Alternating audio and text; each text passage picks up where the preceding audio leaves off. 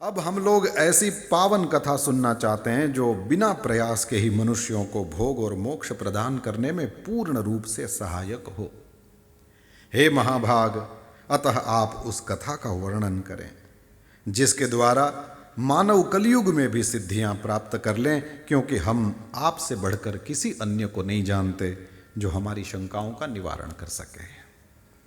सुत जी प्रसन्न होकर के बोले हैं, हे महाभाग ऋषियों, आप लोगों ने लोक कल्याण की भावना से यह अत्यंत उत्तम प्रश्न किया है।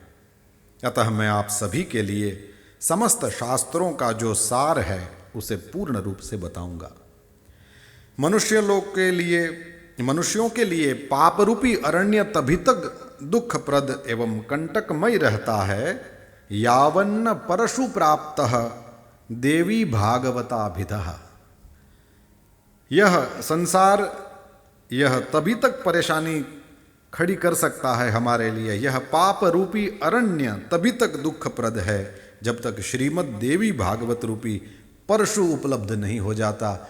जब देवी भागवत रूपी परशु उपलब्ध हो जाता है तो फिर यह संसार रूपी अरण्य यह साधक का कुछ भी नहीं बिगाड़ सकता।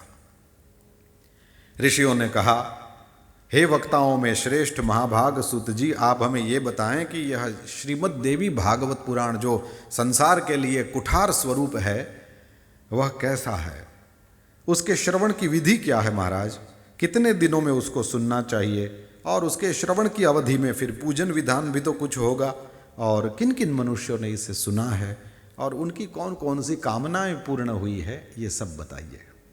ऋषि मुनियों ने ऐसे प्रश्न पूछे। हमको लगे कि नैमिषारण्य में बैठे हैं, राम राम करने के लिए बैठे हैं, और यमराज को भी वहाँ पकड़ के रख दिया है और कलयुग वहाँ घुस नहीं सकता, ऐसा यह देवी भागवत में ही लिखा है। तो ऐसे ऋषि भी उनकी कौन कौन सी कामनाएं पूर्ण हुई ऐसा क्यों पूछते हैं? बोले वो इसलिए पूछते हैं कि वे चाहते नहीं हैं कि एक बार सुत जी कथा सुना दें और हम सुन लें और बात पूरी हो जाए। नहीं, भगवान वेदव्यास ने उन पुराणों को लिखा ही इस तरह से है। बहुत अच्छे शब्दों में हमारे यहाँ ये छोटी सी बात समझा दी गई, रोचनार्था फलश्रुति ही। फलश्रुतियाँ जहाँ पर भी लिखी गई, अष्ट सिद्धि नौ निधि के दाता, या जो पढ़े यह पढ़े हनुमान चालीसा हो, यह सिद्धि साखी गौरी सा, ये जहाँ जहाँ भी फल कथन है, यही दम शृणुयान नित्यम यश्चापि परिकीर्तयेत आदि आदि। और ज्ञान यज्ञेन तेन हम इष्टस्यामिति में मति, भगवद्गीता में भी, और ये ऋषिकुल्या मधुकुल्या इन सब का फल मिलता है श्रीमद् भागवत में भी। तो इस तरह से हर जगह फल कथन दिखाई देता है। ऋषि मुनियों ने समाधान किया है, जहाँ जहाँ भी फल कथन देखें इसका अर्थ ये करें कि रोचनार्था, आपको वो करने का मन हो, इसी हेतु वो बताया गया है।